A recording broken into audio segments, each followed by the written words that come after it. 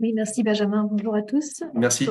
Effectivement, on va faire cette présentation à deux voix, donc avec ma collègue Laetitia Royer, nouvellement arrivée à Alter sur les thématiques de santé et environnement. Et quant à moi, donc, je suis animatrice, je suis chargée de mission sur l'adaptation au changement climatique. Et donc, on voulait vous passer en revue quelques outils qui sont portés par Alter sur la santé et environnement et dans d'autres domaines qui peuvent toucher à la santé et environnement ou à l'urbanisme favorable à la santé. Alors, tout d'abord, Alter, on est l'Agence régionale de l'environnement et du développement soutenable. On a un statut associatif qui a été créé en 2006 sous le nom de l'OREB, l'Observatoire régional de l'environnement de Bourgogne, donc plutôt historiquement ancré en Bourgogne. Avec la fusion des régions, donc notre territoire s'est élargi à Bourgogne-Franche-Comté. On a trois principaux financeurs qui sont la région, l'ADEME et l'État à travers l'ADREAL notamment.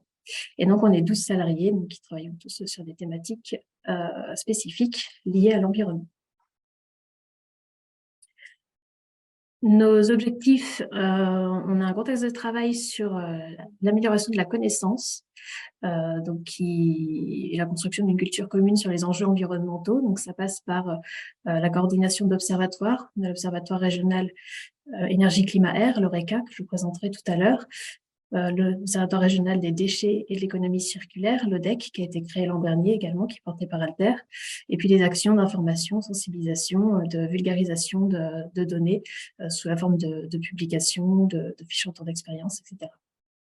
On a aussi un axe plutôt sur l'animation et l'appui méthodologique dans la définition et suivi des politiques publiques, l'animation de réseaux également, donc dans le réseau Capter, captage et dynamique territoriale, que je vais vous présenter aussi un petit peu plus tard.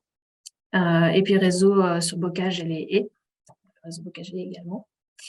Et puis, on a aussi un axe d'action sur repérer les enjeux de demain et essayer de défricher un petit peu les sujets nouveaux sur l'environnement, sur les approches sociétales, etc. Et donc de rapprocher par ce biais-là les acteurs de la recherche et de terrain. Ça peut passer par des journées qu'on organise.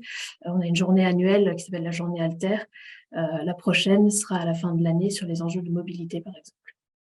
Et on est aussi historiquement un centre de ressources, donc soit sur place dans nos locaux à Dijon ou en ligne. Donc, je vous inviterai à aller voir notre site. Vous pourrez retrouver toutes les ressources qui sont soit développées par Alter, soit développées par d'autres acteurs, et donc qu'on recense et qu'on met en ligne à disposition.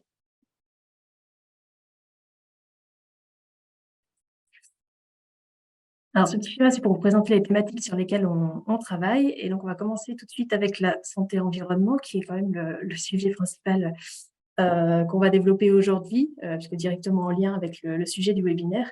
Et du coup, je vais laisser la parole à ma collègue Laetitia, qui va vous présenter nos actions sur santé-environnement et le portail I7. Oui, bonjour à tous. Donc Laetitia Royer, je travaille avec Camille pour Alter sur la thématique spécifique santé-environnement. Donc je vais vous présenter I7, qui est un portail de ressources collaboratif, qui est le portail de référence en santé-environnement en région. Donc c'est un site sur lequel on peut trouver différents types de ressources. Le but, c'est d'informer et de sensibiliser aux questions environnementales, de santé environnementale. Le but, c'est aussi d'outiller les acteurs du territoire pour qu'ils puissent intégrer la santé-environnement dans leurs projets et de présenter des exemples d'initiatives qui sont menées en local et qu'on peut reproduire à échelle de sa collectivité, par exemple. Donc, les informations de ce portail, elles s'adressent à tous les publics, autant les acteurs du territoire comme les collectivités ou les associations, que les professionnels de la santé-environnement, le secteur éducatif, donc à la fois les enseignants, les étudiants. Et puis, on a aussi une grande variété de supports qui est directement adressé au grand public, comme les clips vidéo. Donc, ces supports, ils sont tous accessibles librement, tout le monde peut se les approprier. Le but, c'est vraiment justement de se familiariser avec les thématiques santé-environnement pour pouvoir ensuite informer chacun de ses publics. Le portail I7, donc, il est piloté par l'ARS, l'ADEME, l'ADREAL et le Conseil régional, et il est animé par l'IREPS, Alter et le GIP Formation tout au long de la vie. Sur I7, on va trouver donc un grand choix de supports, comme je vous le disais, sur de multiples thématiques, donc à visée pédagogique ou à visée d'auto-formation. On va trouver des actualités en lien avec la santé-environnement sur le territoire, des agendas, un agenda des événements en Bourgogne-Franche-Comté, des supports pédagogiques, donc comme les vidéos, les clips vidéo 2 minutes tout compris, dont l'objectif c'est d'appréhender des enjeux de manière générale sur un thème spécifique, comme par exemple la pollution plastique. On va avoir des supports d'auto-formation comme les capsules e-learning, rapid learning, pardon. Des ressources documentaires et puis des fiches thématiques sur des enjeux majeurs de santé, comme par exemple l'éthique, la maladie de Lyme ou encore les perturbateurs endocriniens.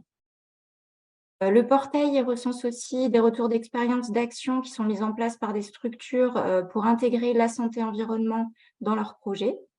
L'objectif, c'est de transmettre des connaissances et un bilan sur un projet spécifique qui a été mis en place et donc de donner envie, par exemple, à d'autres collectivités de s'en inspirer. On va aussi trouver une cartographie qui recense les actions sur le territoire et puis des exemples de projets de recherche qui sont menés en région. Donc, sur la thématique spécifique qui nous intéresse aujourd'hui, d'urbanisme favorable à la santé, et donc la prise en compte du bien-être et de la santé des habitants, on va trouver sur I7 donc différents types de ressources qui sont regroupées dans la rubrique dédiée cadre de vie et urbanisme favorable à la santé. On va avoir un clip vidéo 2 minutes tout compris sur les études d'impact sur la santé, donc les EIS. Donc ça, c'est une ressource qui est en cours de mise à jour. On va trouver un module pédagogique qui a été réalisé cette année, enfin diffusé cette année, qui donne des clés de lecture aux collectivités territoriales pour promouvoir les enjeux de l'UFS dans leur politique d'aménagement. Et puis, on va avoir aussi pas mal de ressources connexes sur des thématiques en lien avec l'urbanisme favorable à la santé, comme la pollution de l'air extérieur ou les mobilités actives, par exemple. Donc, je vous invite à aller voir la plateforme I7, aller voir un peu tout ce que vous pouvez trouver comme ressources. C'est très riche. La plateforme, on peut la retrouver sur YouTube, sur les réseaux sociaux et donc à l'adresse www.santé-environnement-bfc.fr. Et j'en profite aussi pour dire que le portail, c'est un outil collaboratif. Donc, n'hésitez pas à nous contacter si vous avez une actualité ou un projet en lien avec, par exemple, l'urbanisme favorable à la santé que vous souhaiteriez relayer, voilà, vous souhaiteriez valoriser. Merci. Merci Laetitia. J'enchaîne du coup sur les autres travaux thématiques portés par Alter. Donc sur le changement climatique, par exemple, Patricia Dubois l'a déjà évoqué, mais on est aussi co-animateur du groupe régional adaptation au changement climatique, donc aux côtés de l'ADEME et de la région. On a eu une journée régionale l'année dernière, qui c'était 7 juillet 2022, où donc tous ces partenaires institutionnels ont pu signer une déclaration commune pour mutualiser leurs efforts pour favoriser l'adaptation dans les territoires. Et donc, les activités du GRAC, elles se déclinent par le biais de plusieurs animations, comme des webinaires thématiques à l'action. Donc, effectivement, hier, on en a eu sur l'adaptation du tourisme. L'an dernier, on en a eu sur les enjeux d'infrastructure et de réseau, sur la santé et sur l'agriculture. On en avait eu d'autres aussi sur la forêt, etc. Donc, tous les replays sont disponibles sur le site d'Alter. On a aussi conduit des visites de sites, donc sur des thématiques de solutions d'adaptation fondées sur la nature pour réduire les risques de ruissellement sur le bassin versant de l'Armançon et puis sur l'adaptation des forêts aussi. Donc, ces visites, elles ont donné lieu à des vidéos de retour d'expérience qui sont aussi disponibles.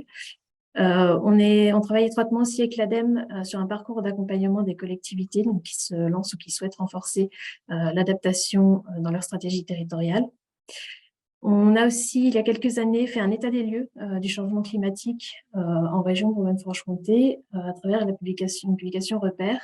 Et sachez qu'il y a un prochain numéro de Repère qui sera dédié à comment s'adapter avec des retours d'expérience de territoire de la région sur l'adaptation et donc qui paraîtra cet été, à la fin de l'été 2023.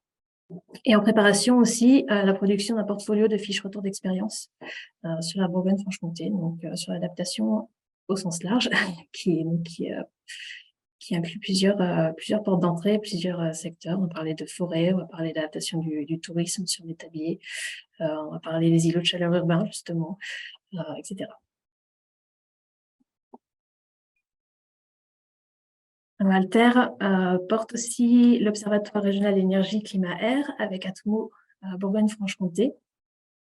Cet observatoire, je suppose que vous le connaissez, mais voilà, c'est un fonctionnement partenarial financé par l'ADEME, la région et l'État, et donc co-animé par Alter et par Atmo, avec des productions, donc des données cartographie disponibles sur la plateforme Opter, donc des données territorialisées sur les émissions de gaz à effet de serre, les consommations et productions d'énergie. Des indicateurs, par exemple, sur l'empreinte carbone en Bourgogne-Franche-Comté, qui a fait l'objet d'une étude il y a 2 ans, conduite par Alter. Des supports diversifiés, donc des documents techniques, des synthèses, des vidéos, pareil, des petites capsules vidéo de 2 minutes pour tout comprendre, des fiches retour d'expérience, et puis des temps de rencontres et d'échanges avec des webinaires, mais aussi une rencontre annuelle, dont la prochaine aura lieu donc, le 4 juillet à Besançon, justement, au Conseil régional, et qui portera sur l'analyse des tendances post-Covid. Donc, Patricia en parlait un petit peu tout à l'heure, sur les mobilités. Là, du coup, on regardera un petit peu les chiffres des tendances sur le logement, la mobilité et les usages numériques, donc post-Covid.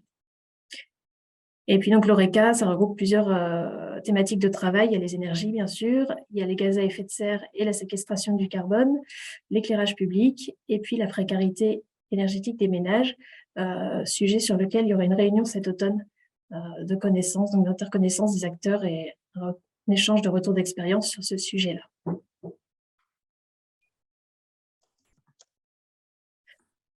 Alter anime également le réseau Capter, donc sur la ressource en eau. Donc, Capter, historiquement, c'était le réseau captage qui avait été créé en 2012 et donc qui est devenu Capter pour englober les captages aux démarches territoriales. Donc, c'est captage et projet de territoire. Et donc, l'objectif, c'est de favoriser l'émergence de projets de territoire intégrés pour reconquérir la qualité de l'eau. Et donc, le réseau Capter agit sur 2 volets, à la fois améliorer les connaissances, donc via un état des lieux et une cartographie des retours d'expérience en Bourgogne-Franche-Comté, je pourrais vous montrer un petit peu après. Et puis, une animation auprès des animateurs des bassins d'aires d'alimentation de captage, donc à travers des lettres d'infos, des fiches retours d'expérience, et puis l'animation de journée également. Et donc, le réseau Capter fait partie intégrante du PRSE 3 et du prochain PRSE 4. Et dans le cadre du PRSE 3, donc, on était en appui à l'action 54 qui portait sur des démarches d'animation territoriale.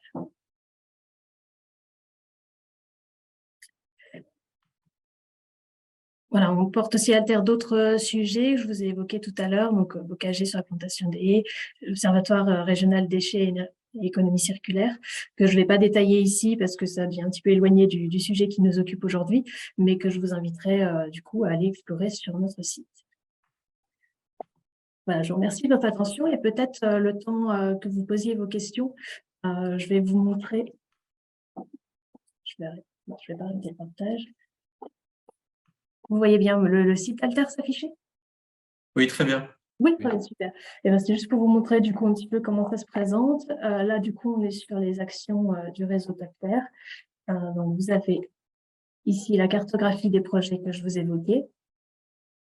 Vous allez également trouver dans les actions en cours les actions du GRAC, donc avec les vidéos et les replays des webinaires et les autres ressources développées dans ce cadre-là. Et puis, vous pouvez également retrouver le site de l'ORECA directement avec donc, les ressources associées. Voilà. Je m'arrête là et puis je vous invite vraiment à aller voir le site d'Alter pour explorer toutes ces ressources. Et on reste disponible pour les questions du coup.